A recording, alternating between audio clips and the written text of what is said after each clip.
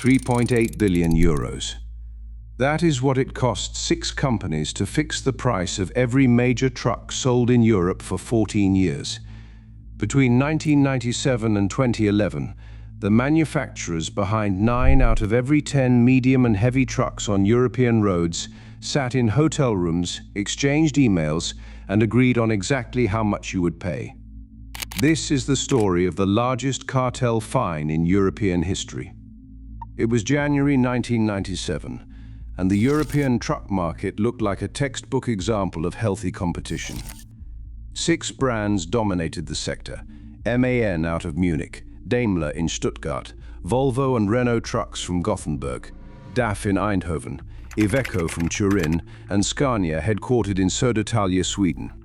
Together, they manufactured approximately 90% of all medium and heavy trucks sold across the European Economic Area. 30 million trucks on European roads, 3/4 of all inland freight. Every supermarket delivery, every construction haul, every cross-border shipment depended on vehicles built by these 6 companies. Customers negotiated individually with dealers. They compared specifications, haggled over delivery times, and believed that the presence of 6 competing brands meant the market was working. It was not. But on the 17th of January 1997, senior managers from all 6 manufacturers gathered in a Brussels hotel. They were not there to compete. They were there to agree. The meeting established a coordination mechanism that would persist for the next 14 years. The executives exchanged information on gross list prices, the factory-level pricing that forms the basis for every truck sale in Europe. They discussed the timing of future price increases, and they agreed on something that would later prove especially damaging: how to pass the costs of new emissions technologies directly to their customers, in lockstep, eliminating any competitive pressure to absorb those costs or innovate more efficiently. The arrangement was elegant in its simplicity. Gross list prices would move together. When Euro 3 emissions standards arrived, all 6 manufacturers would introduce surcharges at the same time, for the same amounts. When Euro 4 followed, the same coordination. Euro 5, Euro 6. Each tightening of environmental regulation became another opportunity to extract coordinated payments from buyers who believed they were shopping in a competitive market. The manufacturers were not avoiding compliance with emissions standards. They were complying. But they had agreed, collectively, to make their customers bear the full cost of that compliance, at identical rates, on identical timelines, removing any incentive to innovate more cheaply or absorb costs to gain market share.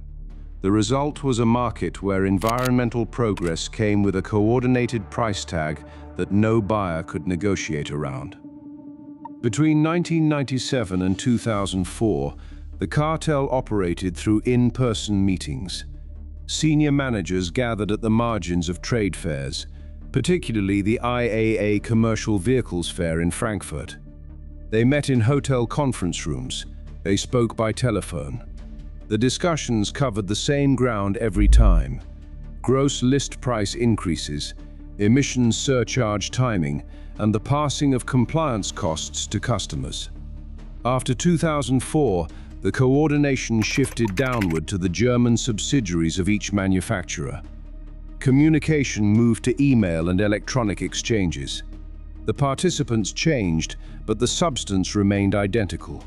Price information flowed between competitors as routinely as internal memos. This decision to put it in writing was extraordinary. But in 1997, nobody expected Brussels to care about truck pricing. The manufacturers controlled the market so completely that the idea of being caught seemed almost theoretical.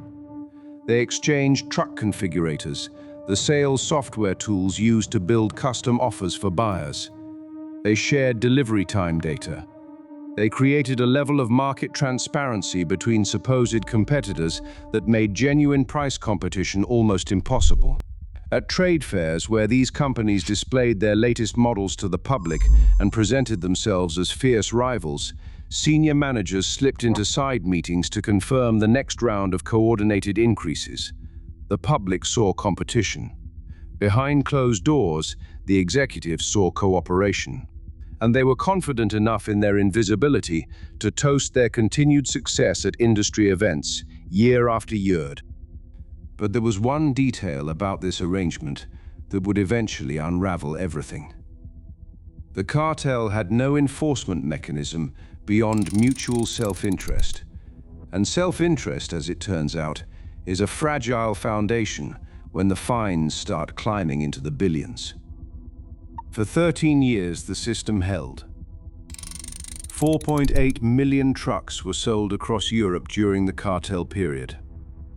Public sector buyers, including municipal governments and state transport agencies, purchased fleets at prices inflated by coordinated surcharges. Private haulage companies, many of them small family operations running on thin margins, paid more for every vehicle in their fleet. Estimates of the total overcharge range from 1.8 billion to 43.4 billion euros, depending on the methodology applied. Some analyses suggest an average overcharge of 5 to 7% per truck. Others place the figure closer to 10%. On vehicles costing hundreds of thousands of euros, even the conservative estimates represent enormous sums extracted from buyers who had no idea the market was rigged. The trucks at the center of this conspiracy were the backbone of European supply chains. They delivered food to supermarkets, medicine to hospitals, materials to construction sites. Every morning, millions of these vehicles moved across the continent, keeping economies functioning. And every one of them cost more than it should have. The manufacturers who built them had agreed in secret that competition on price was simply not in their interest. But in September of 2010, something changed inside MAN's headquarters in Munich. The company's legal and compliance team under CEO Georg made a calculation that would reshape the entire industry. The European Commission's leniency program offered full immunity from fines to the first company that confessed and provided evidence. The first company, not the second, not the third, only the first. And MAN knew that if any of the other 5 manufacturers reached Brussels before them, MAN would face a fine exceeding 1 billion euros with no way to reduce it. On the 20th of September 2010, MAN filed a leniency application with the European Commission. The application revealed the cartel's existence, provided documentary evidence of the coordination spanning 13 years, and requested immunity under the Commission's 2006 leniency notice. MAN, a founding member of the conspiracy that began in that Brussels hotel in 1997, had decided that betrayal was cheaper than loyalty. The Commission moved quickly. In January of 2011, investigators from DG Competition launched simultaneous dawn raids across Europe. Teams arrived unannounced at 9 in the morning, when offices opened at the headquarters of each remaining manufacturer. They carried official inspection decisions signed by the Commission, specifying the legal basis and scope of the search. At each location, the sequence was identical. Investigators presented identification at reception. They requested that legal counsel be contacted. And then, without waiting for lawyers to arrive, they began. Forensic IT specialists entered server rooms carrying portable imaging stations, write blockers manufactured by Tableau and Logicube, and encrypted storage drives with capacity exceeding 10 terabytes. They isolated networks to prevent remote deletion of evidence. They captured volatile data from running systems. They used Nuix forensic software to run keyword searches through email archives spanning more than a decade of correspondence between competitors. Hash values were generated for every file copied, creating an unbreakable chain of custody. In parallel, document review teams examined physical files, sealed offices overnight with official red tape and stamps, and photographed everything. The raids lasted 2 to 3 days at each location. The evidence recovered was devastating. Emails confirmed the price coordination in explicit terms. Documents showed the systematic exchange of commercially sensitive information across all 6 manufacturers. Internal communications between the German subsidiaries laid bare the post-2004 electronic phase of the cartel. The timeline of the infringement, from the 17th of January 1997 to the 18th of January 2011, was established beyond dispute. 14 years, 6 companies, 4.8 million trucks, 90% of the market. If you find these investigations as revealing as I do, consider subscribing. I publish a new case every week. But the investigation would take another 5 years to reach its conclusion. The complexity of the case, involving 6 multinational corporations, 14 years of conduct, and millions of pages of evidence, required painstaking analysis. In November of 2014, the Commission issued a statement of objections to all 6 manufacturers, formally notifying them of the charges. 5 of the 6 companies chose to settle. They acknowledged their participation, accepted liability, and waived their right to appeal in exchange for a 10% reduction in fines.